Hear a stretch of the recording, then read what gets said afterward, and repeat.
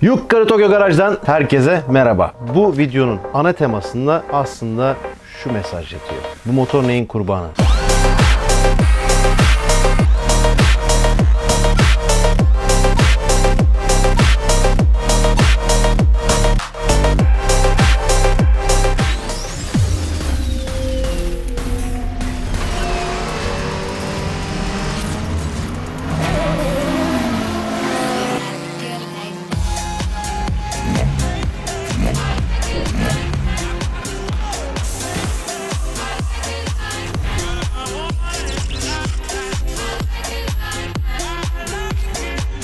Yukarı Tokyo Garaj'dan herkese merhaba. Biraz Tech Talks, biraz proje bazlı bir video olacak ama altın kıymetinde bir video, çok şey öğreneceğiz. Hatırlıyorsanız Clio'nun motoru kırılmıştı. Ki alıştığımız bir şey bu. Hoş geldin. Hoş bulduk. Ve bu videonun ana temasında aslında şu mesaj yatıyor. Bu motor neyin kurbanı derseniz. Ya o parça orijinal. O parça ona uyuyor zaten. Ya parça numarası farklı ama o ona oluyor kardeşim. Hayır, olmuyor. Bir motorun parça ihtiyacı neyse hakikaten o parçanın kullanılması gerekiyor. Benzer ya da uyuyor kardeşim denen parça değil. Dikkatli izlerseniz 7 sene önce topladığımız motoru açarken bakın nelerle karşılaştım, neler öğrendim. Bir tişörtle karşınızdayım. Yap, ayarla, yarış, kır, tamir et, tekrar et. Üstün işe geldim. Şimdi Cumhur geliyor. İndireceğiz malzemeleri. Ve geldi. Hoş geldin. Hoş bulduk. Tech Talks'ların vazgeçilmez adamı oldum. Motor getirdim sana. Çok güzel, iyi Clio yapmışsın. motoru bir sürü parça halinde. Usta neredesin ya? Kırmızı takım tuttum ha. Sınıf sen var diye. Yataklar çizik. Evet, crank iyi. Sence neden? Yani kol yataklarının çizik olması, yukarıdaki basıncın fazla olmasından dolayı ilk darbeyi gören yataklardır zaten. Yukarıdaki darbeyi alınca. Bir de artı buradan, O zaman vuruntu. buradan kopan işte eriyen malzemeler yağ karıştıysa bir şekilde o da çizmiş olabilir. O zaman bizim ana keplerimizde de olması lazım. Doğru muyuz? Tabii ki. Çizik. Ve çizmiş. Hepsi çizik. Evet. Buradaki eriyen parçalar muhtemelen yağ karıştı ve bütün parçalarını çizdi. Çizme ayrı bir şey, vuruntu ayrı bir şey. Çünkü bunlarda biraz daha vuruntu var. Bazı bak şu kısımlarda daha çok var vuruntu.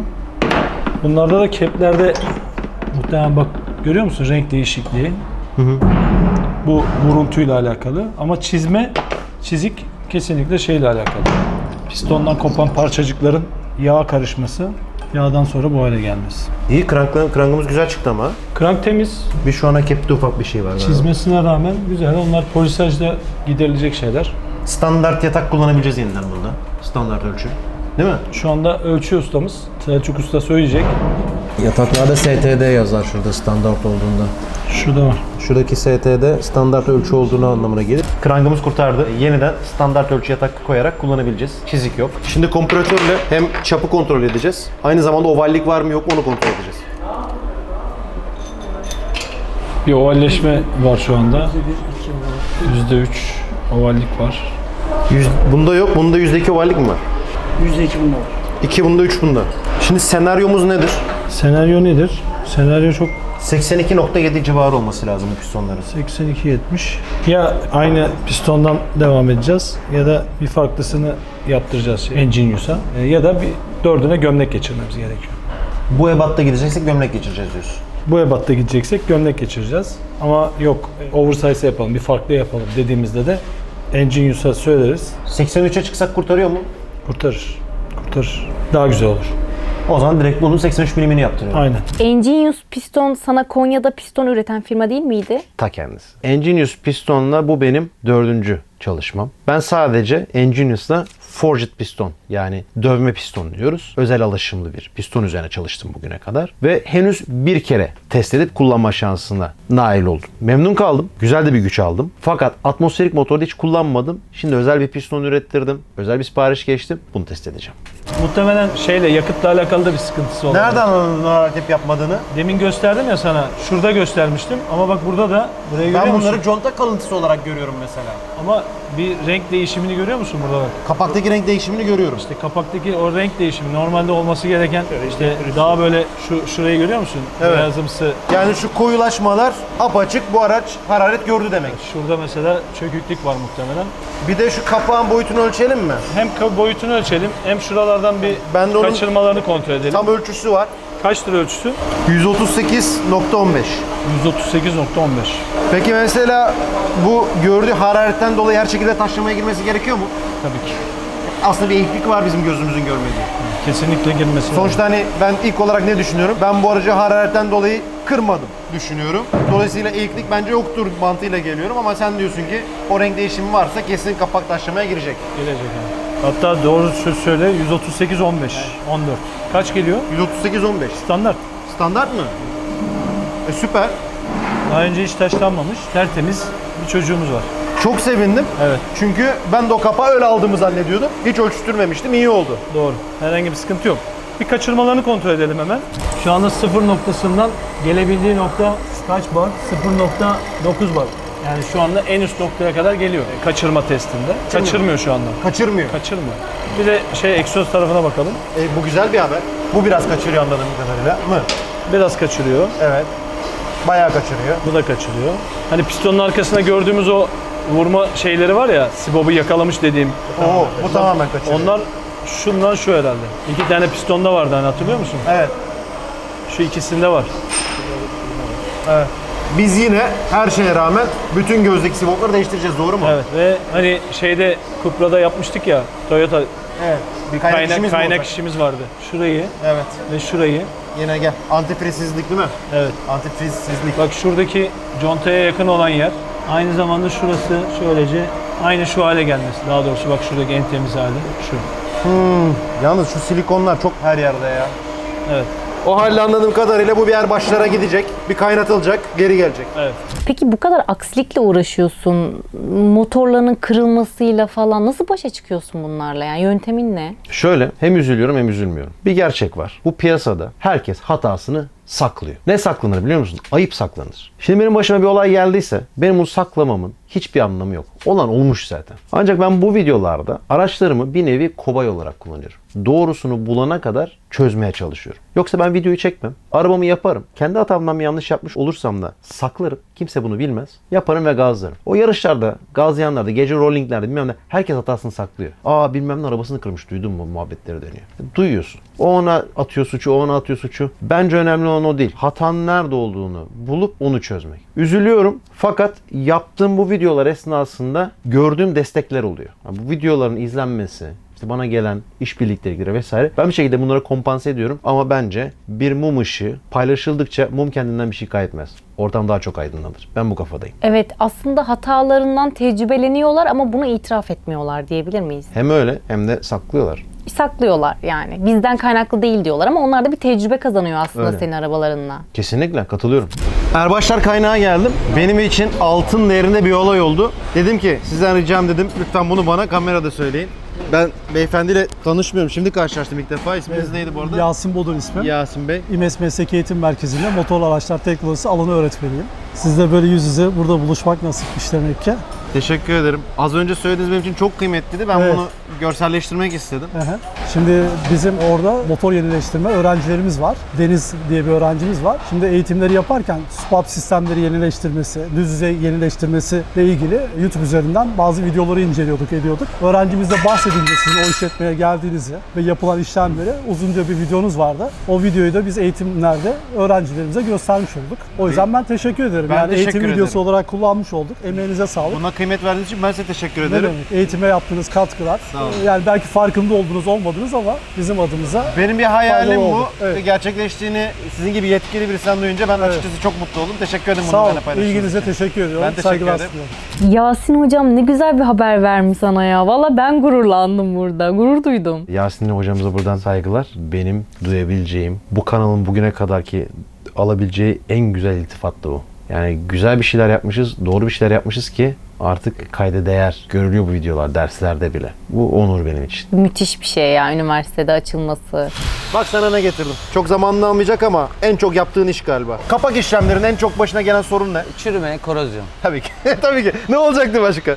Benim motorum. Şimdi diyeceksin ki Doğukan sen bunu nasıl yaptın dersen Ama yine de temiz ya. demeyi ver. Çünkü ben antifrizin kullanım gerçeğini biraz geç öğrendim abi. Bu motoru 2015-16 oralarda toplamıştık ve ben 2018-19'a kadar zaten ne işim var antifrizle diyen bir adamım yani. Antifrizin birkaç tane faydası var arabaya. Korozyonu önlüyor, ısıyı bir şeyde tutmaya yarıyor.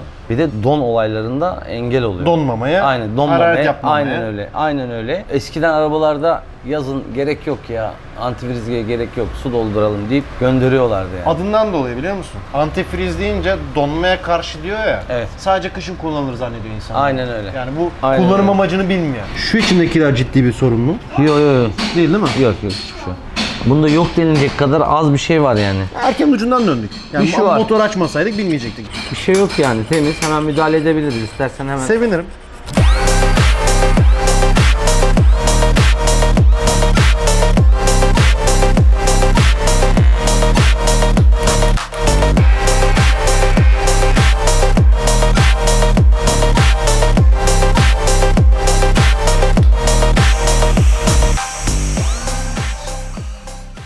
Arkadaşlar antifriz kullanın. Şahsen ben çok uzun yıllar antifrizi önemsemedim. Ta ki gerçekten amacını öğrenene kadar. Videoda da söylediğim gibi antifriz sadece soğuk hava şartlarında kullanılacak bir şey değil. Antifriz motor bloğunuzun, kapağınızın sağlıklı çalışabilmesi için her daim kullanmanız gereken bir ürün.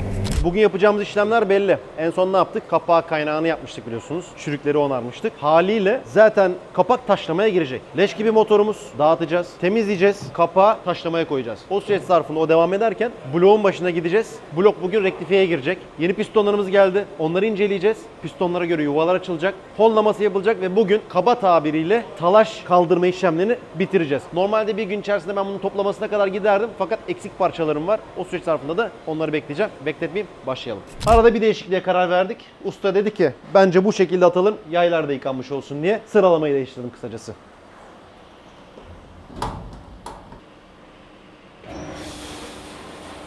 Ölçümlemelerimizi yapmıştık. Enginius'u aradım. Enginius'a var olan pistonumu gönderdim. Dedim ki bu sefer 12.8 değil 11.8 sıkıştırma istiyorum. Zaten o sıkıştırmadan faydalanamıyorum benzin şartlarından dolayı. Ve birazcık daha güvenli motor yapma kararı aldığım için pistonlarım 11.8 geldi. Fakat şöyle bir karar verdim. Normalde artı 50 artı 50 şeklinde gidiyor ara ölçüler. Benim pistonum 86-70'ti ya. Gelecek pistonum 83-20 olması gerekiyordu ölçülerde. Fakat Selçuk'la istişare ettim. Dedik ki ya biz madem istediğimiz ölçüyü yaptırma şansımız var. 83-20'ye çıkmayalım da 83'e çıkalım. Allah muhafaza bir tane daha şansımız olsun. Yani direkt 83-20 hakkımızı yemeyelim dedik. O yüzden 83 pistonlarımız geldi. Ona göre makinenin rektifiyesine başlıyoruz.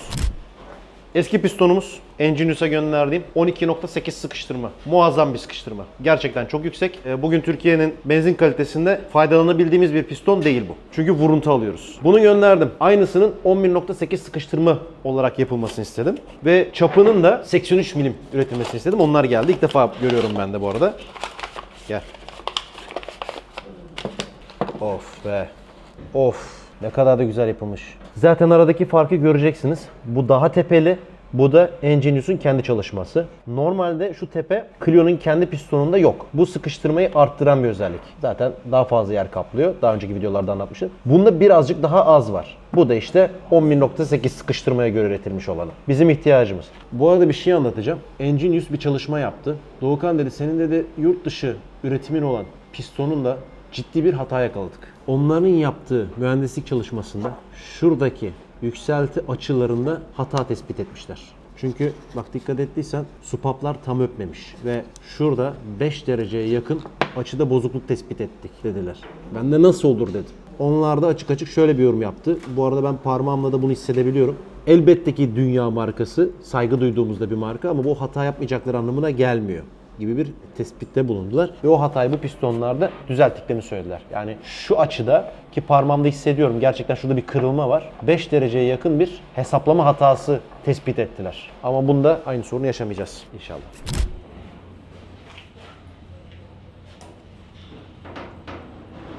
Oh. Cillop.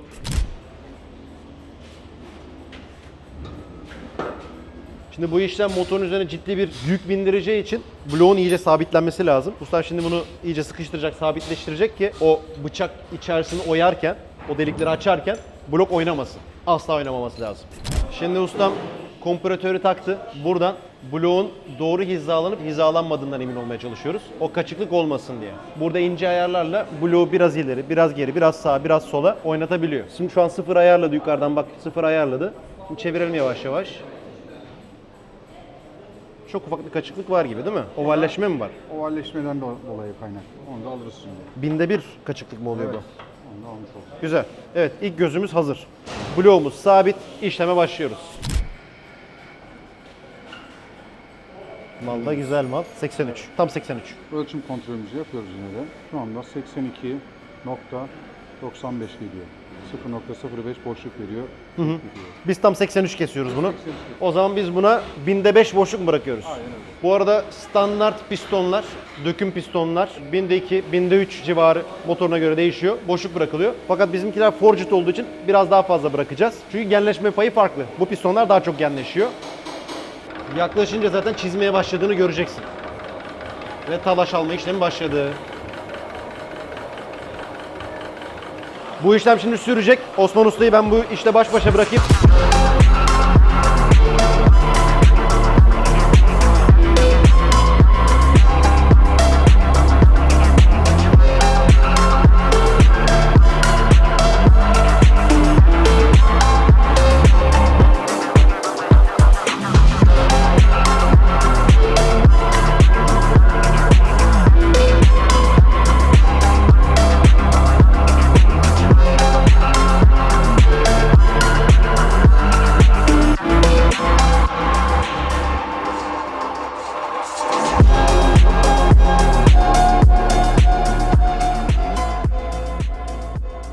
Sopa plastiklerimiz zaten değişeceği için onları alacağız.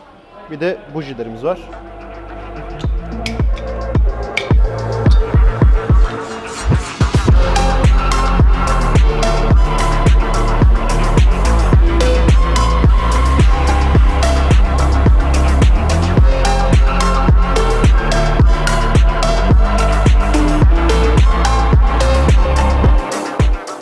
Bak demin dedim ki ustaya, şu an yapmanın bir anlamı var mı ki dedim. Hani zaten o işlemler sonradan yapılacak. O da yüzeyi çizileceği için önceden yaptı. Bak yeni bir şey daha öğrendik.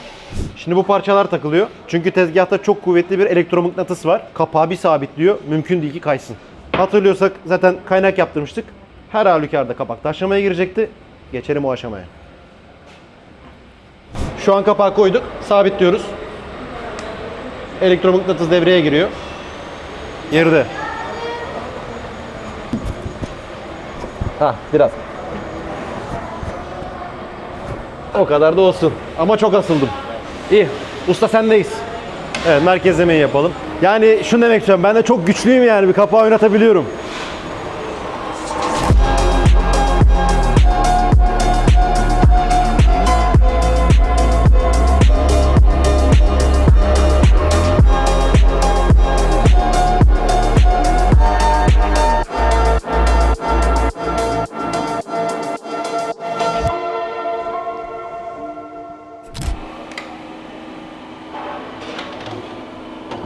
Vallahi alabileceğimiz en az seviyede almışız hakikaten usta. Biraz hatta izlerimiz bile var burada. Tekrar yıkamaya. Bloğumuzun daha önce hararet gördüğünü tespit ettiğimiz için çok ince bir temizlik pasosu alıyoruz. Bu arada kapakla bloğu birbirine yaklaştırmak iyi bir şey değil. Çünkü kapak aşağı iniyor ya, sadece sıkıştırma artmıyor. Şimdi diyeceksiniz ki Doğukan, mantıken sıkıştırma artıyor, performans artar diyeceksiniz. Fakat atlamamız gereken bir şey daha var. Kapak aşağı inerken kasnaklar, kayışla beraber kasnaklar kayış mesafesi azaldığı için dönüyorlar ve sente değişiyor. Gerçi o iş Selçuk'un uzmanlık alanı, o halledecek. Bir de bloğu taşlarsa, yani gereğinden fazla taşlarsa pistonlar yukarıda kalacak.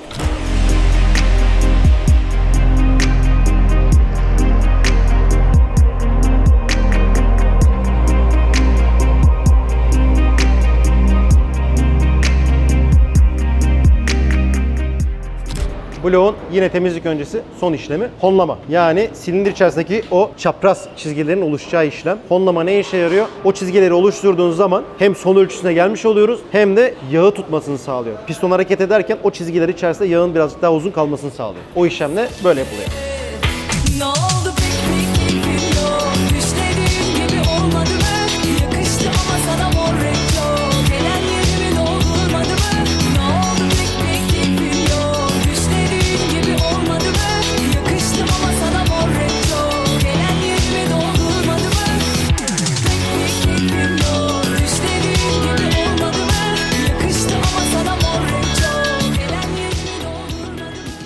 levellik kaldı.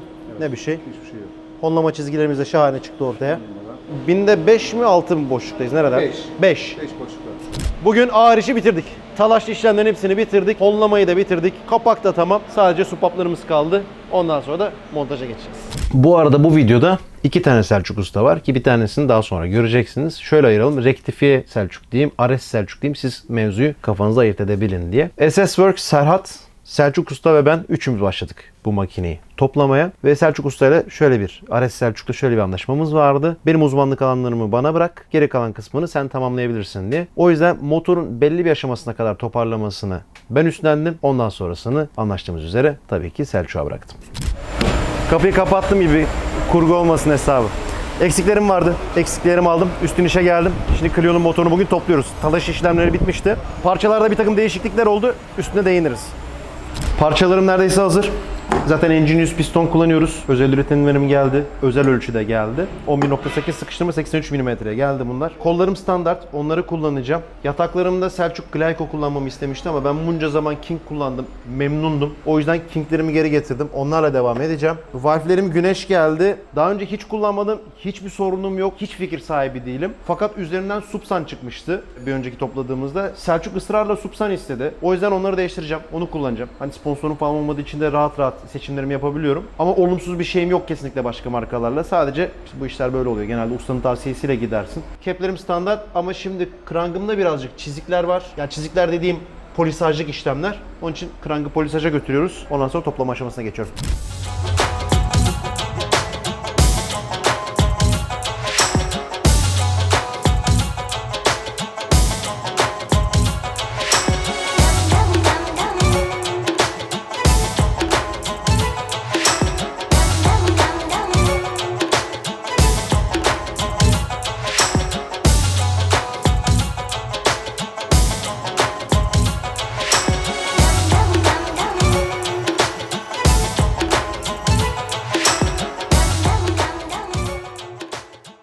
Cumhur'dan aldığım bilgiyi satıyorum. Şimdi baktım bunların üzerinde yatakların kodları üzerinde bir I yazıyor, bir X yazıyor. SI, SX diye hangisinin üstü hangisinin alta geldiğini sordum. O da dedi ki bak üzeri kaplamalı olan farklı dedi. Bu daha sert dedi. Bunu dedi kolun üstüne koyuyorsun çünkü aşağı vururken ilk darbeyi bu alıyor dedi. Öteki alt taraf yumuşak dedi. O şekilde belli oluyor. Kaplamanın farklılığından da bunu çözebiliyoruz zaten. Öyle. Fakat ana keplerde durum farklı. Bak bu delikli olanlar daha önceki videolarımda anlatmıştım. Bunlar yağ kanalları. Burası da yağ kanalı. Krangı besleyeceği için yağ ile yağ kanallı olanlar blok tarafına konuyor. Düz olanlar kep tarafına konuyor.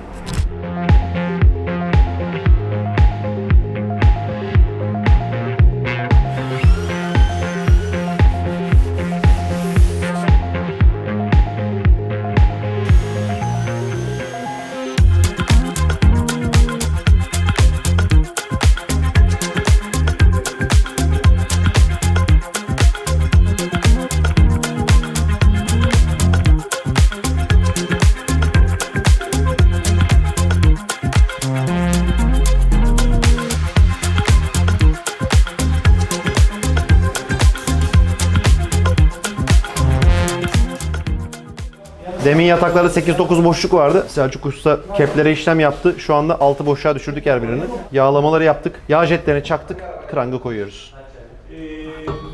Hadi bismillah.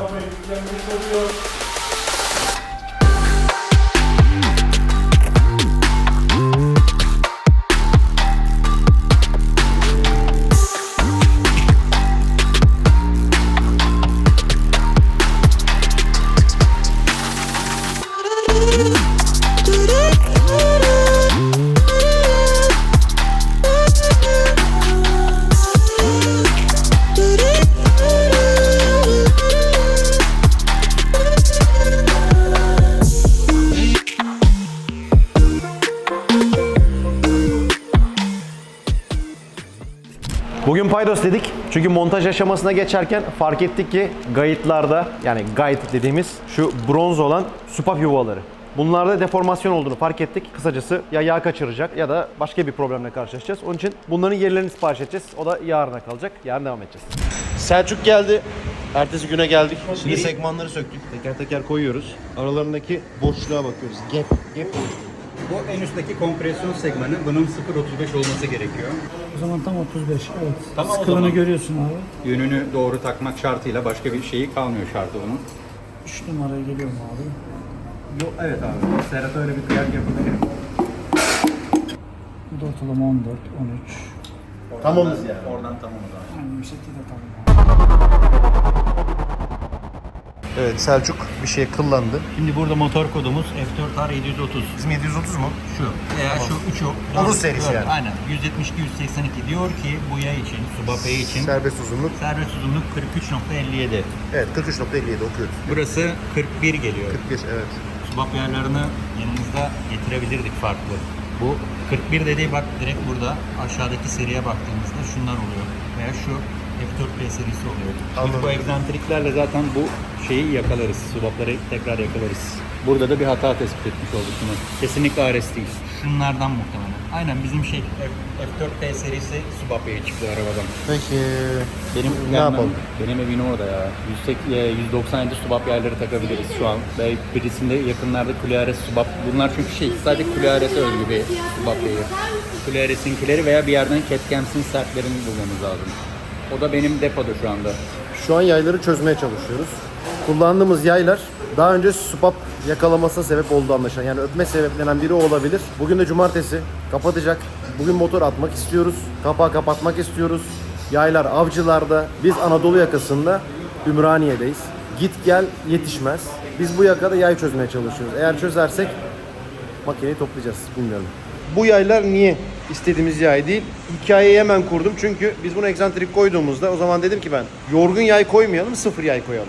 Çünkü 272 üzerine çıktığımız zaman malum yay değiştirmemiz gerekiyordu. 272'de kaldık. Standart yay metal yorgunluğu vardır. Sıfırını koyalım dedik. Sıfır aldık ama yine parçacı azizliğine uğradık. Hani o ona uyuyor. Muhabbeti var ya. Evet uyuyor. Contada da aynı şey yaşamıştık zaten. Abi uyuyor mu? Uyuyor ama olmuyor işte ya. Renault'da da klasiktir. Clio'ya Laguna parçası oluyor. Oluyor evet. Oluyor. Efe sağ olsun. Çocuğun bir tane cumartesi vardı. Gitti bana yayları getirdi. Nerede Efe? Bir cumartesin vardı. Ha? Onu da yetiştirdin bize ha. Yeni gelen yaylar. Dünya fark var. Bayağı fark var. Az buz değil yani. Bundan da ziyade bir de sertlik farkı da var. Yani tansiyon farkı da var. Vay arkadaş ya. Bu daha rahat gider, bu daha zor gider. Yani doğal olarak. Arabalarda kesilen helezonlar gibi düşünün. Alçalıyor ama görevini yerine getirmiyor.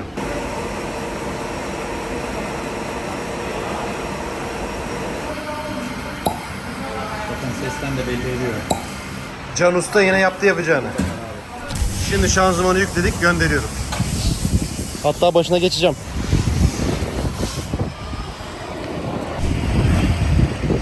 Geldik. Evet. Selam. Hoş geldin abi. Hoş bulduk canım. Bugünlük personel olabilir miyiz? Müsaade var mı? Hemen. Evet, yeni bir dünyaya hoş geldik. Kırılmış mı? Yağlama yapmak. Elinizde varsa bunu da değiştirelim. Hani en kötü sarı kaynağıyla kaynatın. Burada bir plastik de gelmesi gerekiyor. Onun durumu nasıl? Güzel, olacak. tamam. Bu 5. vitesin çatalı. Vitesi yani attığında Evet. harekete geçiren. Bu olması gereken yer çıkmış. Plastik. Hem de burayı Yemiş. yontmuş. Yani bu çok hızlı vites atmaktan tut veya elini vitesi 5. viteste giderken elinin neden vitesi tutma denilen şey bu oluyor yani. Tutmaman gereken şey. Bu değişik. Elimlerin vitesten ayrılıyor. Ne var? Bu arada bu şanzımanın içinde şeyleri yakalayan bir mıknatıs, içinde kırık bir parça var. Nereden kırdı onu bulacağız şimdi, doğru mu? Evet, aynen. Evet abi. Bunun bu çatal vites kolunun girdiği yer aşınık. Aşınmış. Bu da zamanla viteste karıştırma falan yapar. Mesela 1'e geçerken 3'e falan, 1 ile 3'e geçmeye çalışır falan çift vites yapar. Karıştırır. Bunu dolduracağız. Tamam. Sonradan Sarı dolduracağız. kaynağıyla aynen dolduracağız. Evet, aldık parçaları. Şimdi İbrahim'e. Ya İbrahim çok hayat kurtardın ya valla. Arkandan konuşuyoruz, videoda izlersin. Allah razı olsun. Bu mu abi? Anlar mısın, yapabilir misin? Yapmaya çalışıyoruz.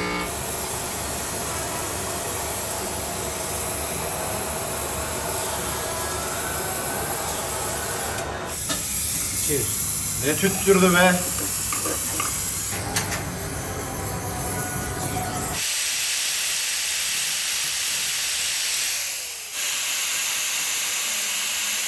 eksikleri var. Eksiklerine getirdi de. Tamam.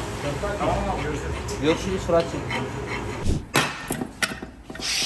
Havalandırma kırılmış ucundan. Tamam. Havalandırma değişti. Vites kolunun keçesi değişti. Bir de 5. vitesin oradaki o-ring değişti. Bunlar Yağ değişti. kaçağına dair bütün problemleri Aynen, çözdük. Bütün yağ kaçağıyla ilgili problemler. Haliyle bu tarz şeylerde boşlukların önüne Aynen. geçtik. Bunu değiştirme sebebimiz burç yerine Aynen, bu sadece saçımız komple bu var boşluk dediğimizde onu yapıyordu. değiştirdik. Aynen. Tamam. Burada tamamen 4 cıvatalı flanş oldu. Bu sekmanlar tamamen iptal oldu artık. Bunun atma durumu kalktı ortadan tamamen. Şuradaki yağ kaçağımız Yani çözüldü. buradaki keçemizi de değiştik. Buradaki o-ringimizi, keçemizi de değiştik. Toplu. Süper süper. Ellerine sağlık. Günlerden bilmem hangi gün. Bu süreç zarfında olanları söyleyeyim. Biz en son toplarken içimize sinmedi. Durduk. Dedik ki bunu bir rektifiye götürelim, gösterelim. Artık oralarda durdum. Daha fazla video çekmedim. Bizim gömlekleri biz burada denerken çizildiğini fark ettik. Baştan dağıttık motoru. Baştan topladık. Honlama çizgilerimiz zarar gördüğü için onları yeniden honladık. Geldiğimiz noktada benim bir teorim oldu. Benim değil daha doğrusu rektifiyecinin bir teorisi oldu. Doğukan dedi siz bunu dedi o montaj yağıyla kalın yağıyla çevirdiğiniz için çizmiş olma ihtimaliniz yüksek diye. O yüzden bu sefer gömlekleri daha dikkatli yağladık. Tabii biz video çekeceğiz diye videoda güzel gözüksün diye arkadaşımız gömlekleri sildi. Orada aslında bir kendi ayağımıza sıkmış olduk. Şimdi toparladık. Hem kalın yağ hem silinen yağ orada bizi 1-0 geriye getirdi ama Evet. şimdi bu akşam 10-0 ileriye gideceğiz.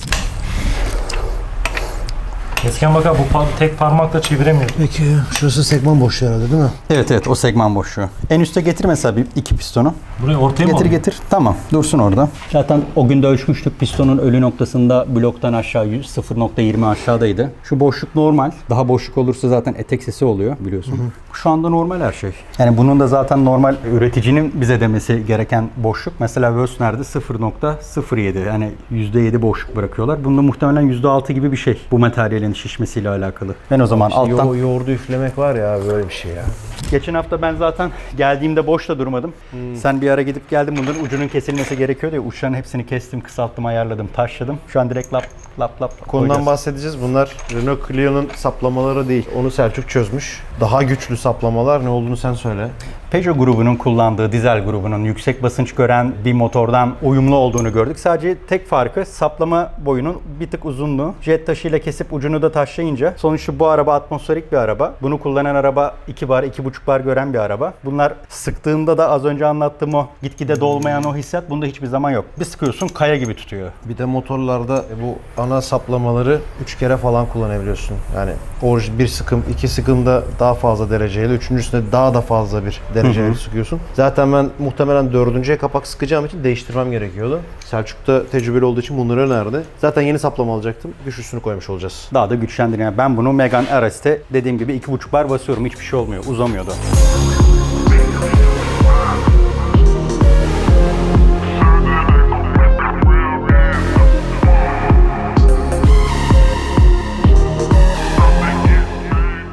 İçinde zaten bir kanal olduğunu düşün bir yol. Aşağıdan çıktığı an bil ki kanalın içi tamamen dolmuştur. Biraz daha bekliyorum içindeki hava kabarcıkları da tamamen şey olsun diye. Şu an mesela burası tamam. Bu arta kalanı da şöyle dışına biraz sıvayacağız çaktırmadan. Şöyle. Hiç çaktırmıyorsun Selçuk.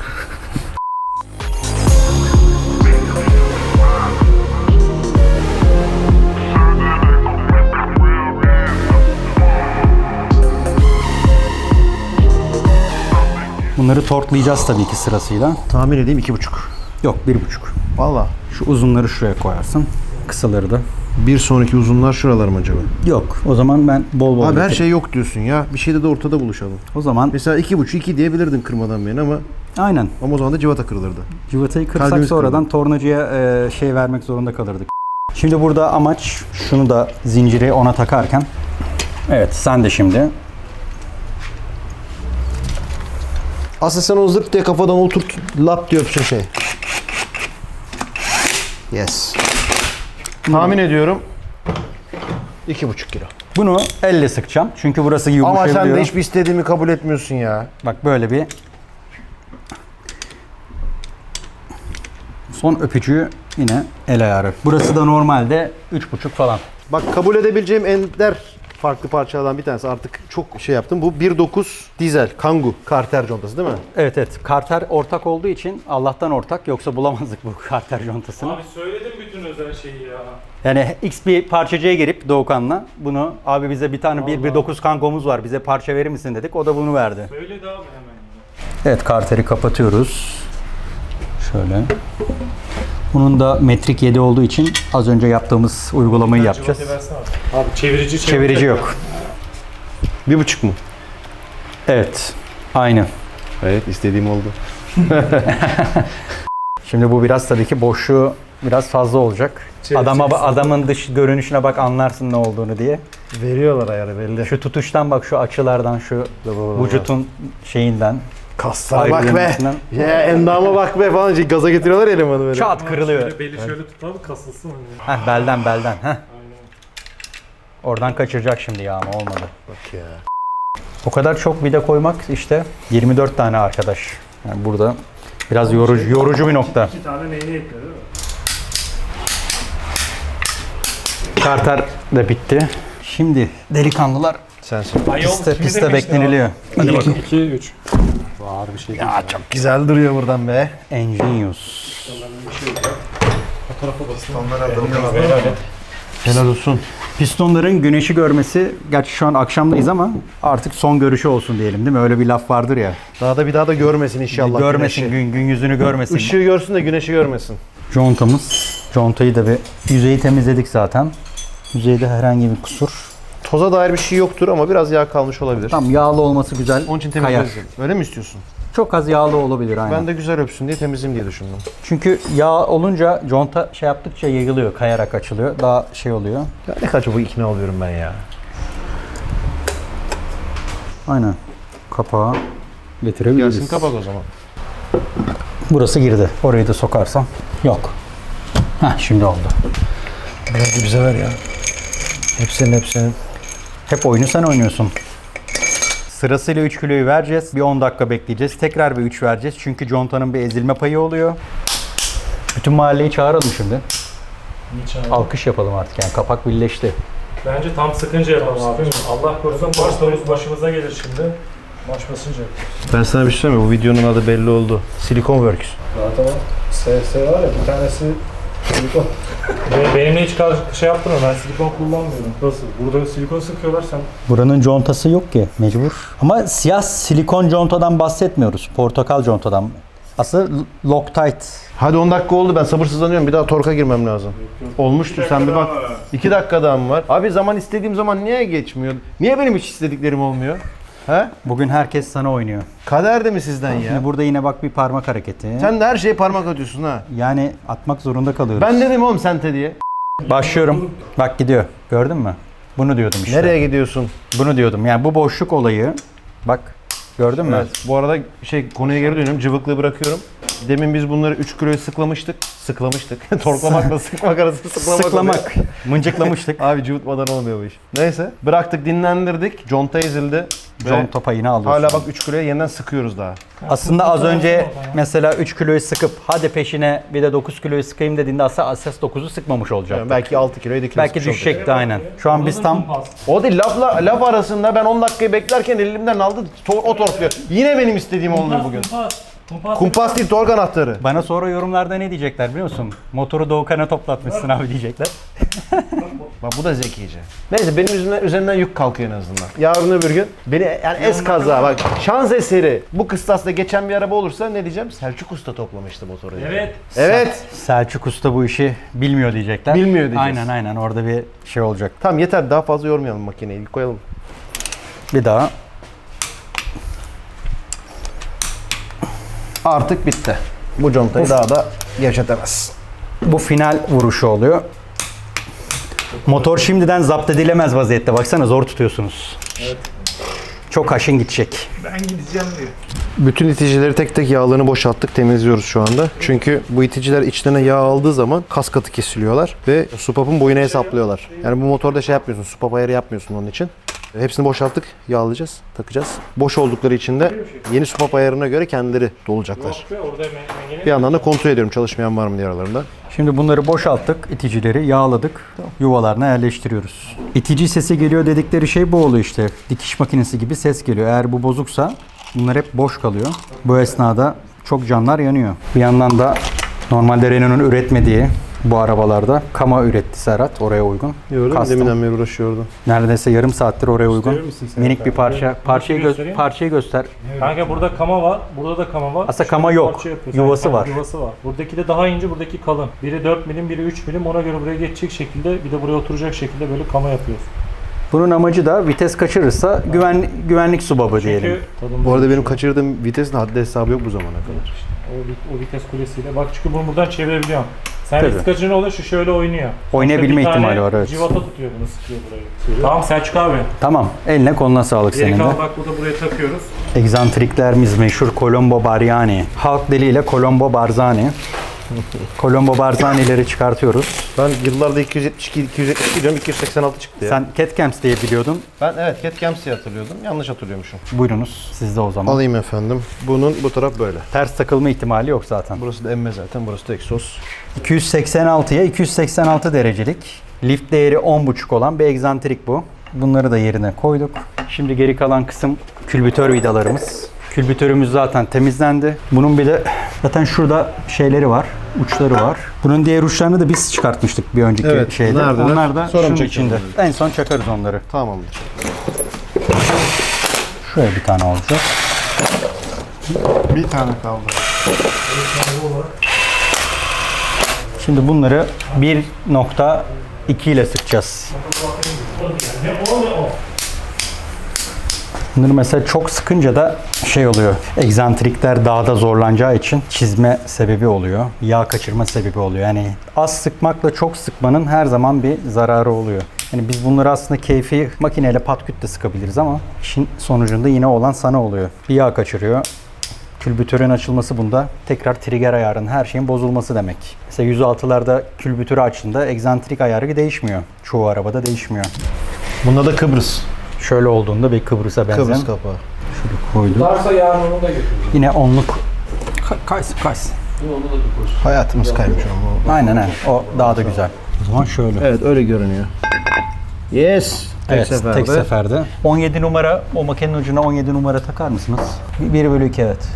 Civata sabitleyici bu. Her videomda anlatıyorum ama yine burada da anlatayım. İlk defa izleyenler için. Anaerob bir malzemedir bu. Yani havayla temas kesildiği zaman kuruyan bir sabitleyici. Bu civatanın vibrasyondan kendi kendine sökülmesinin önüne geçiyor. Aynı zamanda bu dişler karşılıklı birbirini öpüyor ya. Normalde aslında %30 temas ediyor. Fakat siz bunu kullanarak dişlerin arasındaki boşluğun dolmasını sağlıyorsunuz. Daha çok temas oluyor, daha iyi sıkıyor. Ayrıca bir özelliği daha var. Bunu da torkladığınız zaman ilk başta kaygan olduğundan dolayı da doğru torka bununla ulaşıyorsunuz aslında.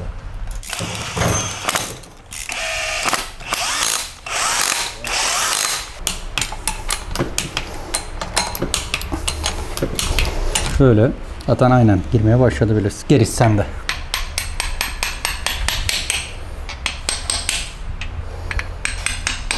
Trigger setini takabiliriz artık buraya. Evet, tamam.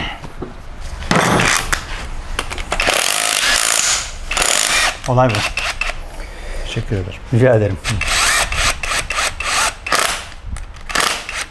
Tamam. Şimdi kasnağımızı da takalım. Siz de motoru tutun.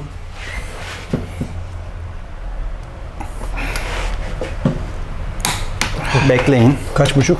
13,5. Hatta 14'e kadar çıkarttım. Ki 14 zaten esası da. Mesela makine normalde 12-13'e kadar sıkıyor. O bile sıkamamış. Şu an alttan kaçma ihtimali 0. Yani sen istediğin kadar vitesi kaçırabilirsin. Tabii kaçırma derken 3'ten 2'ye çektiğinde 10.000 devirlerden bahsetmiyorum yani o. Şimdi evet, en önemli yere geldik. Burayı yapayım ben.